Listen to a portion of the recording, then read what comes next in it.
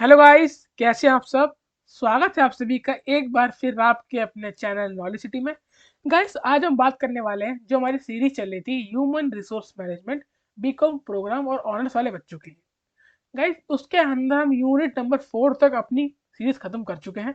अब हम स्टार्ट करने वाले हैं अपनी आखिरी यूनिट, जिसका नाम है यूनिट नंबर 5। ये यूनिट में 4 चैप्टर है। उन चारों चैप्टर को खत्म करके हमारी ह्यूमन रिसोर्स मैनेजमेंट की सीरीज समाप्त हो जाएगी। ठीक है गाइस, अगर आपने इससे पहले की कोई भी वीडियो नहीं देखी तो HRM नाम की पूरी सीरीज का लिंक आपको डिस्क्रिप्शन बॉक्स और हमारे चैनल पर पूरी प्लेलिस्ट है, जाके आप देख लेना। ठीक है, शुरू करते हैं। आज हम बात करेंगे यूनिट नंबर 5 का chapter number 1, employees health and safety. Guys देखिए, अभी तक हमने बहुत सारी बात की। हमने एम्प्लॉय की कंपनसेशन के बारे में बात की, वर्किंग कंडीशन के बारे में बात की, है ना। हमने उसकी एक्यूरेसी के बारे में बात की, उसकी एडुकेसी के बारे में बात की, उसकी जॉब एवोल्यूशन के बारे में बात की, बहुत सारी बातें की। हर चीज घूम फिर के दोस्तों दो लोगों पर डिपेंड है। क्या? एक एम्प्लॉयर यानी कि मालिक, एक एम्प्लॉय यानी कि कर्मचारी जो वो काम कर रहा है। अगर एक बिजनेसमैन को चाहता है बिजनेसमैन कि उसका बिजनेस ग्रो होता रहे, उसका बिजनेस हमेशा आगे रहे। आप एग्जांपल ले लीजिए, एलन मस्क इस टाइम टॉप बिजनेसमैन है पूरे वर्ल्ड में। नंबर 1 रिचेस्ट पर्सन है शायद, या नंबर 2 होगा पता नहीं। ठीक है, अगर नंबर 1 नंबर 2 हमारे मतलब नहीं है। एलन मस्क से एग्जांपल लीजिए। आज एलन मस्क अगर सक्सेसफुल है तो क्यों है? सबसे पहली बात तो उनकी खुद की मेहनत, उनकी खुद की कड़ी मेहनत जो है, उनके खुद का डिसिप्लिन, वो सब। और दूसरे नंबर पर अगर आप उनसे खुद ही पूछेंगे तो वो भी बोलेंगे कि उनके एम्प्लॉइज, जो लोग उनके अंडर काम करते हैं। गाइस, अगर एक बिजनेस को सक्सेसफुल बनाने में जितना योगदान उसके मालिक का होता है, उसके ओनर का होता है, उतना योगदान कर्मचारियों का भी होता है। अगर कर्मचारी अच्छे से मेहनत के काम करेंगे, पूरी मोटिवेशन के काम करेंगे, अपनी पूरी एफिशिएंसी के साथ काम करेंगे, तो उस बिजनेस को ग्रो होने से कोई भी नहीं रोकता। इसलिए हमारा HRM यानी ह्यूमन रिसोर्स मैनेजमेंट चैप्टर का नाम ही ह्यूमन रिसोर्स है। ह्यूमन रिसोर्स का मतलब क्या होता है? एम्प्लॉय। कि पूरा फोकस हमारा एम्प्लॉय के ऊपर है कि एम्प्लॉय के डेवलपमेंट में कहीं कमी ना रह जाए। उसी के ऊपर आज हमारा चैप्टर है एम्प्लॉइज हेल्थ एंड सेफ्टी। कि भाई एम्प्लॉय की हेल्थ और सेफ्टी का भी ध्यान रखो। आपने उसके कंपनसेशन के बारे में जान लिया कि उसकी सैलरी वगैरह ठीक होना चाहिए, हर चीज दोस्तों सब ठीक है, लेकिन अगर हेल्थ ठीक नहीं है तो कुछ भी ठीक नहीं है। इसलिए एम्प्लॉय की हेल्थ का भी बहुत ध्यान रखना जरूरी है। ठीक है, इसी के बारे में डिस्कस करेंगे। शुरू करें, बहुत इंटरेस्टिंग चैप्टर है। देखिए, meaning and significance of occupational health क्या कहता है? Health is a state of complete physical, mental, social wellbeing, not merely the absence of disease. ये हेल्थ का मतलब ये नहीं है कि उसे कोई बीमारी ना हो, क्योंकि उसे कोई बीमारी है तभी उसकी हेल्थ खराब है, नहीं। उसको यहाँ हेल्थ का मतलब फिजिकल भी है कि फिजिकल फिट हो, मेंटली फिट हो, मतलब उसे मेंटल कोई डिसऑर्डर ना हो, मेंटल कोई दिक्कत ना हो कि टेंशन बहुत ले रहा है, उसे सैलरी अच्छे टाइम पे नहीं दे रहे तो उसे टेंशन हो रही है ना, अच्छे से काम नहीं कर पा रहा। और सोशल वेलबींग की समाज में अच्छा रहे, हर तरह की उसकी स्टेट ठीक होनी चाहिए, फिजिकल मेंटल सोशल। ठीक। In many industry worker are expose to various type of health hazard. बहुत सारी इंडस्ट्री में वर्कर्स को बहुत दिक्कत होती है हेल्थ के regarding, unless the working condition, जैसे कि लाइटिंग। अब कोई काम कर रहा है, प्रॉपर लाइट ही नहीं है ना, अंधेरे में काम कर रहा है बेचारा। वेंटिलेशन, प्रॉपर ऑक्सीजन नहीं मिल रही उसे, पूरा चारों तरफ से बंद है, कहीं से हवा आने जाने का कोई वो नहीं है। क्लीनलीनेस, सफाई ही नहीं है, गंदगी पड़ी जाती है। टेम्परेचर, मतलब गर्मी आ रही है तो बहुत ज्यादा गर्मी है, मतलब कोई पंखे कूलर कोई AC का जुगाड़ नहीं, है ना। सर्दियाँ आ रही है तो बहुत ठंड लग रही है, मतलब कोई ब्लोअर वगैरह नहीं, मतलब अगर ब्लोअर ही मत लगाओ तो एक ऐसा टेम्परेचर दो मॉडरेट कि जहाँ बंदा काम कर सके। और स्पेस, सबसे जरूरी क्या है? स्पेस। कमरा है आपका छोटा सा, 10 बंदे भर दिया उसके अंदर काम करने के लिए, तो क्या होगा? वेंटिलेशन की प्रॉब्लम भी होगी, टेम्परेचर की भी होगी, और ज्यादा लोग होंगे तो दिक्कत तो होगी होगी। ठीक है ना। इल हेल्थ, उससे क्या होगा? वर्कर की हेल्थ पे इम्पैक्ट पड़ेगा। Ill health will force worker to be absent from work. अब जो बंदा बीमार हो जाएगा वो छुट्टी लेगा, तो इससे क्या होगा? एब्सेंटिज्म रेट बढ़ जाएगी, कि डेली बंदा छुट्टी ले लेंगे। और ज़्यादा छुट्टी का लेने का मतलब क्या है कि कंपनी पे इम्पैक्ट, कि ज़्यादा छुट्टी लेंगे तो काम प्रॉपर टाइम पे नहीं होगा, प्रॉपर टाइम पे काम नहीं होगा तो कंपनी का आपका ऑब्जेक्टिव भी पूरा नहीं होगा, है ना गाइस। अगला क्या लिखा हुआ गाइस? Labour turnover. और लेबर टर्नओवर तो मैं आपको कितनी बार बता चुका हूँ। लेबर टर्नओवर का मतलब होता है कि एक साल में आपकी कंपनी में कितने ज्यादा लोग कंपनी छोड़ के जा रहे हैं, काम छोड़ के जा रहे हैं। अगर ज्यादा छोड़ के जा रहे हैं इसका मतलब आपकी लेबर टर्नओवर ज्यादा है, तो है ना, ये भी दिक्कत होगी। आगे देखिए, industrial health is essential for the following reason. अच्छा, अब हेल्थ कौन कौन से रीजन में जरूरी है कि हमें अपने एम्प्लॉयर की, अपने सॉरी अपने वर्कर्स की हेल्थ अच्छी चाहिए? पहला, to maintain and improve productivity and quality of work. अगर बंदे की हेल्थ अच्छी होगी तो बढ़िया से काम करेगा पूरी प्रोडक्टिविटी के साथ और क्वालिटी भी अच्छी होगी। मिनिमाइज एब्सेंटिज्म, वही बात है ना, अच्छे से काम करेगा तो मतलब छुट्टी नहीं करेगा, काम छूट के नहीं जाएगा, है ना। रिड्यूस इंडस्ट्रियल अनरेस्ट, इनडिसिप्लिन और डिसिप्लिन में रहेंगे, एक्सीडेंट कम होंगे। इंप्रूव एम्प्लॉय मोटिवेशन, एम्प्लॉय का मोटिवेशन भी इंप्रूव होगा। Reduce spoiler cost of operation, काम करने की लागत कम आएंगी। To preserve the physical and mental health of employ, और इससे एम्प्लॉय की फिजिकल और मेंटल हेल्थ भी अच्छी होगी। देखिए भाई, अगला देखते हैं, वर्किंग कंडीशन अफेक्टिंग हेल्थ। कौन कौन सी वर्किंग कंडीशन है अभी पढ़ा था हमने, सिर्फ उनको ही बना के लिखना है। भाई एचआर बहुत इजी सब्जेक्ट है, अगर आप ध्यान से पढ़ो तो आप इसको बढ़िया से पढ़ के समझ के अपने वर्ड से भी अगर अच्छे से आपको एक्सप्लेन करना आता है तो इसमें आपके नंबर कहीं कट ही नहीं सकते, है ना। समझो अच्छे से पॉइंट को। तो कौन कौन सी वर्किंग कंडीशन है, सबसे पहले क्लीनलीनेस, सफाई, भाई सफाई होनी चाहिए। दूसरा लाइटिंग, प्रॉपर लाइटिंग होनी चाहिए, ये अच्छे से पढ़ लेना, मैं समझा दे रहा हूँ आपको। टेम्परेचर एंड वेंटिलेशन, तो टेम्परेचर वेंटिलेशन देखो, वेंटिलेशन हवा आने जाने की जगह होनी चाहिए, फ्रेश एयर है ना, फ्रेश एयर होनी चाहिए। फ्रीडम फ्रॉम नॉइज, और ज़्यादा शोर शराबा नहीं, कि इतना शोर हो रहा है कि व्यक्ति जो एम्प्लॉय काम कर रहा है, वर्कर काम कर रहा है, उससे कानों पे इम्पैक्ट पड़ रहा है ना। डस्ट कंट्रोल, ज़्यादा धूल धड़ाका नहीं होना चाहिए। Working space and seating arrangement, बैठने की खड़े होने की जगह होनी चाहिए, काम करने की जगह होनी चाहिए, नहीं एक कमरे में 10-15 लोग भर दिया, बंदे काम ही नहीं कर पा रहे सही से, है ना। बहुत सिंपल है भाई। ऑक्यूपेशनल हजार्ड, अच्छा ऑक्यूपेशनल हजार्ड कौन कौन से होते हैं, इन सर्टेन इंडस्ट्री, कुछ इंडस्ट्रीज में workers are expose to health hazard and disease, these are due to. अब कौन कौन सी वजह से वर्कर की हेल्थ खराब होती है, पहला केमिकल सब्सटेंस।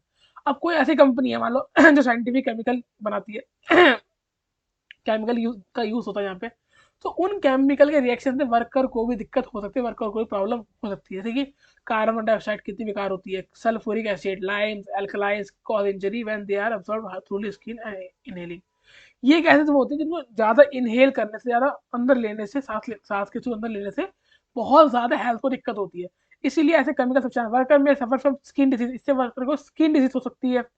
न्यूरोलॉजिकल डिसऑर्डर, मतलब नसों की दिक्कत हो सकती है, कैंसर भी हो सकता है गाइस, इससे वर्कर को कैंसर तक की बीमारी भी हो सकती है, ठीक है ना। Their effect is slow but cumulative, इसका इफेक्ट होता तो स्लो है लेकिन क्यूमुलेटिव है।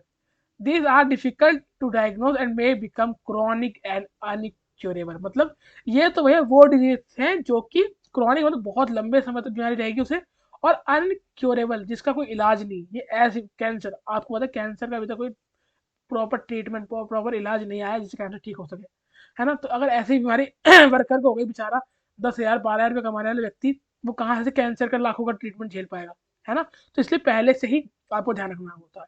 कहते हैं ना, एक कहावत है, वो क्या थी, मुझे भी याद नहीं, याद है बताऊंगा आपको। Prevention is better than cure. Guys, आपको पता है कि आपको किसी चीज़ से दिक्कत है, किसी चीज़ से आपको प्रॉब्लम हो सकती है, आपको हेल्थ का इशू हो सकता है, तो उस चीज़ से पहले ही अपने आप को प्रिवेंट करके रखो, सब बचा के रखो, जिससे बाद में आपको क्योर ना करना पड़े, उसका ट्रीटमेंट ना लेना पड़े, है ना। इसलिए कहते हैं prevention is better than cure, ठीक है। तो ये सब वही है, क्रॉनिक हो जाता है, ठीक है। बायोलॉजिकल हजार्ड क्या होता है, जैसे bacteria, fungi, viruses, insect, malnutrition, accident, drinking and job stress affect employ health. ये सारे बायोलॉजिकल हजार्ड होते हैं, ठीक है ना। एनवायरमेंटल हजार्ड जो होगा आपका, this include radiation, noise, vibration, shock, X ray और रेडियो एक्टिव। अब कोई व्यक्ति है जो आपके एक्सरे टेक्नीशियन होते हैं, वो कभी आप देखना, जो एक्सरे करते हैं ना, उनको एक एप्रन टाइप पहनाया जाता है जो कि उन्हें एक्सरे की हार्मफुल रे से प्रिवेंट करता है, बचाता है ना। तो ये सब क्या है, ये सब दिक्कत देने वाली चीज़ है। एटमोस्फेरिक कंडीशन, भैया वही वेंटिलेशन वगैरह, है ना।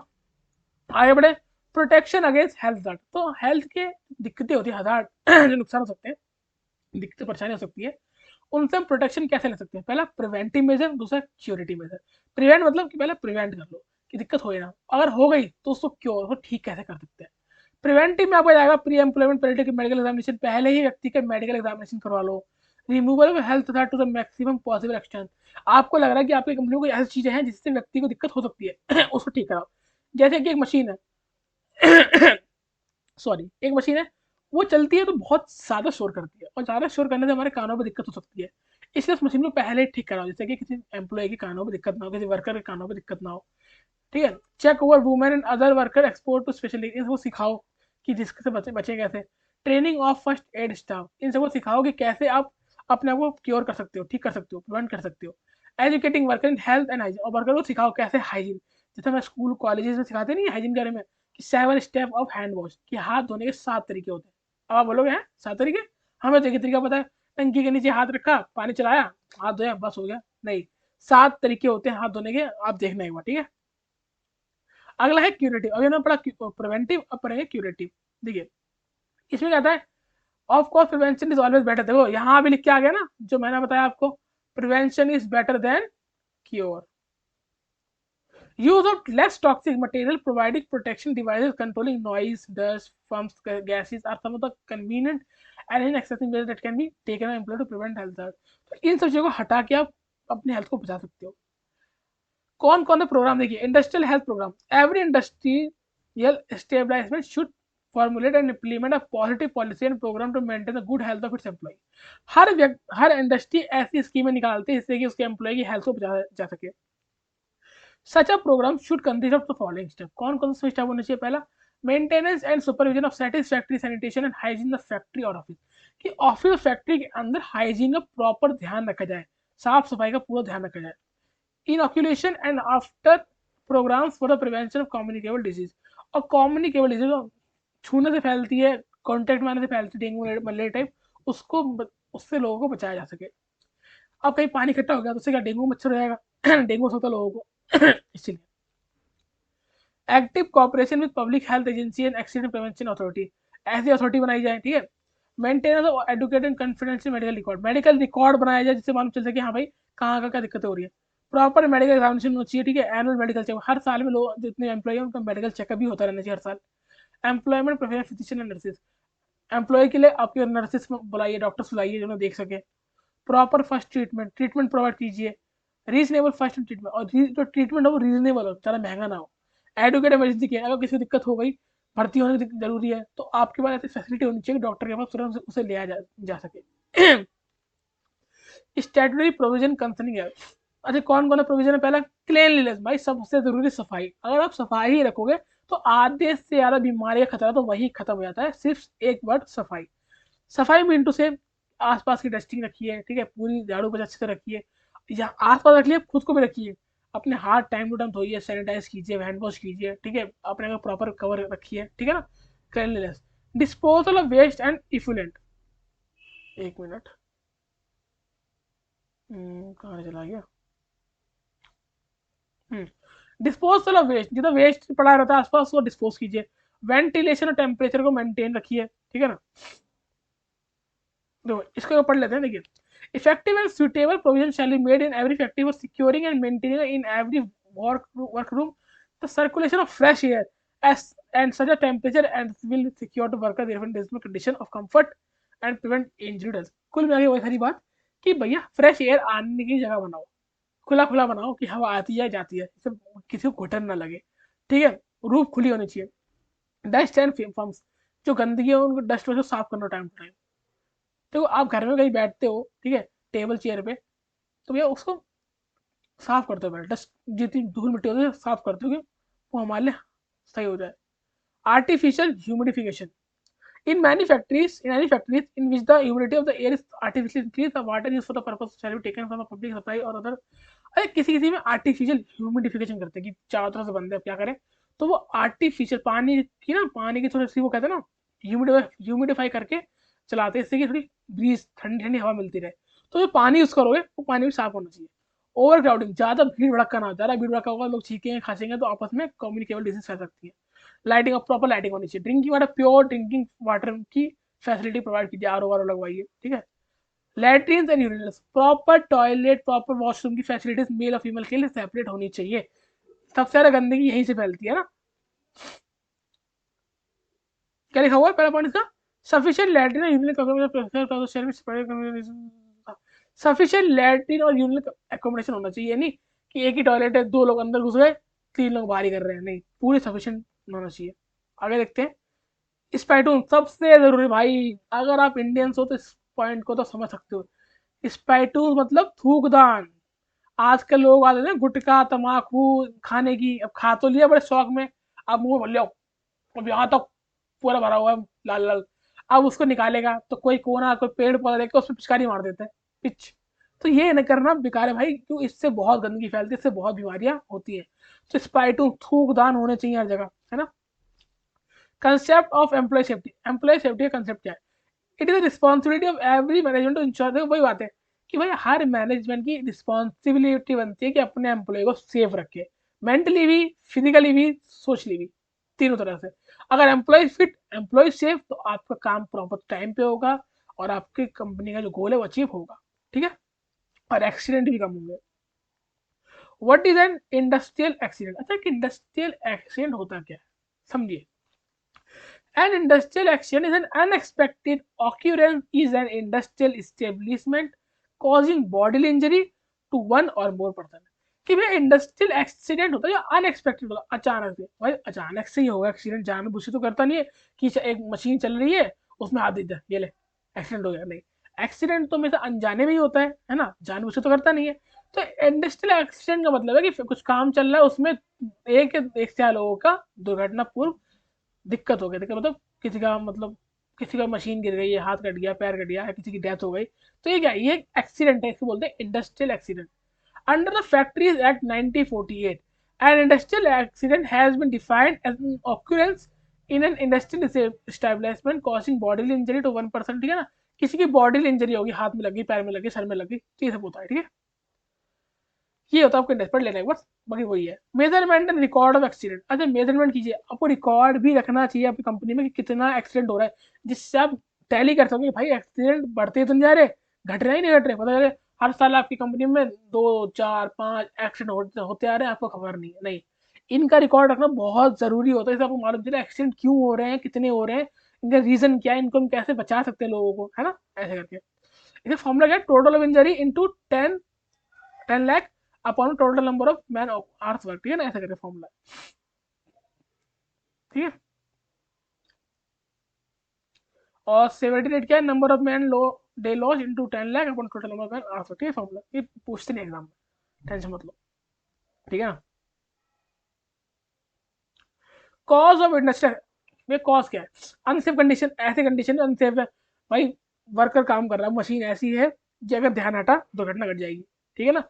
तो ऐसी मशीन होनी चाहिए, फॉर एग्जाम्पल मान लिया बंदे का गलती से हाथ चला भी गया, तो मशीन के अंदर कुछ ऐसे ट्रेसर होने चाहिए कि मशीन पता लगा ले कि हाँ भाई किसी कोई ह्यूमन का बॉडी पार्ट आ रहा है, तो मशीन अपना रुक जाए, मतलब ऐसा कुछ होना चाहिए प्रिवेंट, ठीक है ना। This refers to work related technical cause, these are the biggest cause of accident, ज्यादातर अनसेफ कंडीशन ही होते हैं, ठीक है। द जॉब इट सेल्फ, कभी कभी जॉब ही ऐसी होती है कि भैया हानिकारक, फॉर एग्जाम्पल कोई मिस्त्री है, वो 50 मंजिल ऊपर प्लास्टर कर रहा है बाहर, अब बाहर प्लास्टर कर रहा है तो वो लगाते हैं ना, बल्ली लगाते हैं, बल्ली जानते हैं ना, बाम्बू बाम्बू लगाते हैं।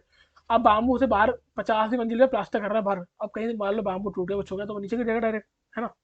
वर्क शेड्यूल, किसी किसी शेड्यूल ऐसा होता है नाइट शिफ्ट भाई, झपकी आ रही है, काम कर रहा है मशीन में, झपकी आ रही है, कागज डालना था मशीन में, गलती से हाथ चला गया, तो ये भी साइकोलॉजिकल कंडीशन, किसी की वजह बहुत ज़्यादा टेंशन है, परेशानी है ना, एंजाइटी है, एंजाइटी है, थकान है, गुस्सा है, ये सब बंदे को डिस्टर्ब कर देता है और उसका ध्यान कहीं और काम कर रहा है तो दिक्कत हो जाएगी।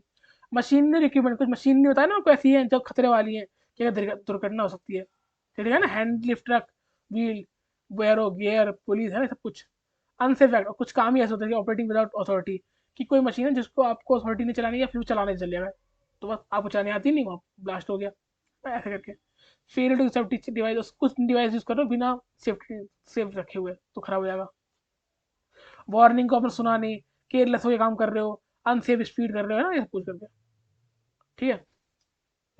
और लिफ्टिंग थिंग्स इम्प्रॉपरली, आपको भारी चीज है उसको ऐसे गलत तरीके से खींच रहे हो, गिर गई आपके ऊपर, तो सारे पॉइंट है। और मिसलिनियस कॉज भी हो सकते हैं बहुत सारे, ठीक है ना। तो the main step that you can take to ensure safety, कौन कौन से स्टेप ले सकते हैं हम सेफ्टी के लिए? पहला, सेफ्टी पॉलिसी होनी चाहिए कि अगर किसी को कोई दिक्कत होगी तो हम ये करके देंगे। सेफ्टी कमेटी कमेटी होनी चाहिए जो इस चीज़ को देखे कि ये क्या नुकसान हो रहा है। सेफ्टी इंजीनियरिंग होनी चाहिए कि किसी को कोई परेशानी है, कोई मशीन चलाने में काम नहीं आ रहा तो उसे सिखाए। गार्डनिंग मशीन, मशीन को, जो मशीन डेंजर है, working should be properly covered और फेयर, जो मशीन डेंजर है उसको कवर रखो पूरा कि भाई गलती से कोई हाथ में डाल दो, यूज ना करने लगे बिना परमिशन के। मेटल हैंडलिंग इक्विपमेंट्स है उसको क्या लिखा है? Metal handling is common source of accident, there the flow of material during all situation protection should be properly कोई जो मेटल हैंडलिंग इक्विपमेंट जिससे पर खींचना पड़ता है, उसे खींचना ना पड़े, उसे ऐसी जगह रखो कि सबकी रीच में हो, सब लोग यूज करते हैं। सेफ्टी डिवाइस होने चाहिए, ठीक है। एर्गोनॉमिक्स, साइकोलॉजिकल बंदों की anatomical expert man has been discussion with other, उन्हें पूरा काम सिखाओ जिससे कि वो दिक्कत ना दे आगे चल के। प्लान मेंटेनेंस, मेंटेनेंस पे ध्यान दीजिए। जनरल हाउसकीपिंग,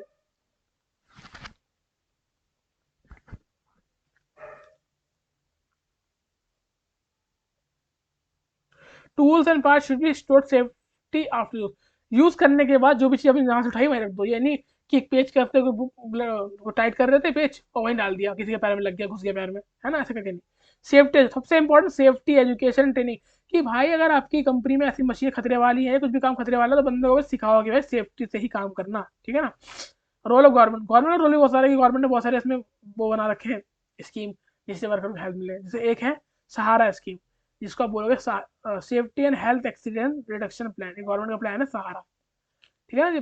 किसके लिए बनाया गया? वर्कर्स के लिए, वर्कर्स को थोड़ी सी सहारा मिल सके। एक मिनट चाचा, हाईलाइट हो जा, ठीक है। इससे ज्यादा कंट्रोल ऑफ हजार्ड, नुकसान को कंट्रोल करने के लिए बनाया गया गवर्नमेंट के द्वारा, ठीक है। Safety provision under the factory act, factory act के अंडर कौन कौन से सेफ्टी प्रोविजन है? पहला, fencing machine, in every factory the dangerous part of any machine shall be securely fence, कि भाई मशीन का जो डेंजर पार्ट है उसको कवर करके रखो कि किसी की गलती से हाथ में चला जाए। ये सेक्शन याद रखना, ठीक है। वर्क ऑन और near machine in motion,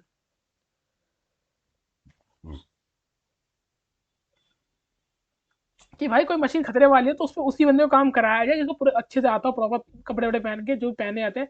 example, x ray machine जो एक्सरे करते हैं आपके टेक्नीशियन, उनको एक अभी देखना एक एप्रन पहनते हैं जिससे कि रेडिएशन उनके बॉडी पे नहीं आती। तो ऐसी सेफ्टी मेजर्स होनी चाहिए। एम्प्लॉयमेंट ऑफ यंग पर्सन, और हमेशा ऐसे चीज़ों पे यंग पर्सन को रखिए। बेचारा बूढ़ा वाला व्यक्ति है, थकान भी ज़्यादा, टाइम जल्दी होती है उन्हें, ठीक है, टेंशन भी होती है बहुत ज़्यादा, तो वो काम करने में भटक जाते हैं, उनका दिमाग कहीं हमारे काम कुछ और कर रहे हैं, तो गलती सकती है, इसलिए यंग पर्सन को रखिए। Striking gear and device for cutting of power, और जैसे मैंने बताया ना कि घर में कभी आग लग जाती है तो एकदम से क्या होता है, एमसीबी गिर जाती है, ऐसे मशीनों में होना चाहिए कि गलती से किसी ह्यूमन बॉडी का कोई पार्ट चला गया उसके अंदर तो तुरंत मशीन बंद हो जाए, पावर कट हो जाए, ऐसा सिस्टम होना चाहिए। Self acting machine, no travel self acting machine manufacturing and no material. एक सेल्फ एक्टिंग मशीन होती है, ये no transfer part of self acting machine in any factory. ये कह रहा है कोई मशीन व्यक्ति खुद ऑपरेट कर सकता है, खुद ऑपरेट करे। अगर ऐसे कोई मशीन खतरे वाली है तो उसके अंदर ऐसी टेक्निक ना लगाए वो खुद ऑपरेट हो रही है, खुद ऑपरेट हो रही है तो दिक्कत हो सकती है। केसिंग ऑफ न्यू मशीन, और न्यू मशीन है तो कवर रखे, वही अलग मशीन को कवर रखो, खतरे वाली मशीन है जिसमें गलती से कुछ हो सकता है, ठीक है। Employment of women children wear cotton of, ठीक है।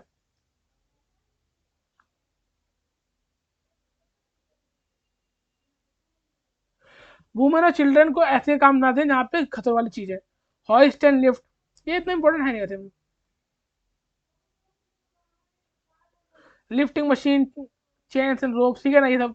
Revolving machinery, preserve pressure plant, floor stair mean access, pitch some opening floor, excessive weight, protection of eyes, eyes का प्रोटेक्शन होना चाहिए। भाई चूड़ी की फैक्ट्री है कोई तो वहां पे चश्मा लगा के काम करो, क्योंकि चूड़ी की जो चमक पड़ती है आंखों को दिक्कत होती है, ठीक है ना, ठीक है। Dangerous fumes and gases, dangerous fumes and gases, ठीक है, क्योंकि ऐसे डेंजरस गैसेस है तो लोगों को बचा के रखा जाए, है ना।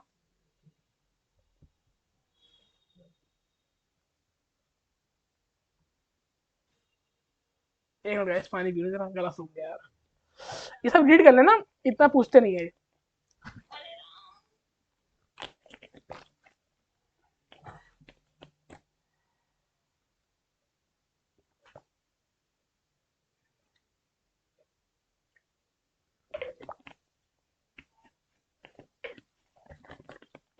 एक मिनट, शुरू करें भाई, चलो आगे बढ़ते हैं।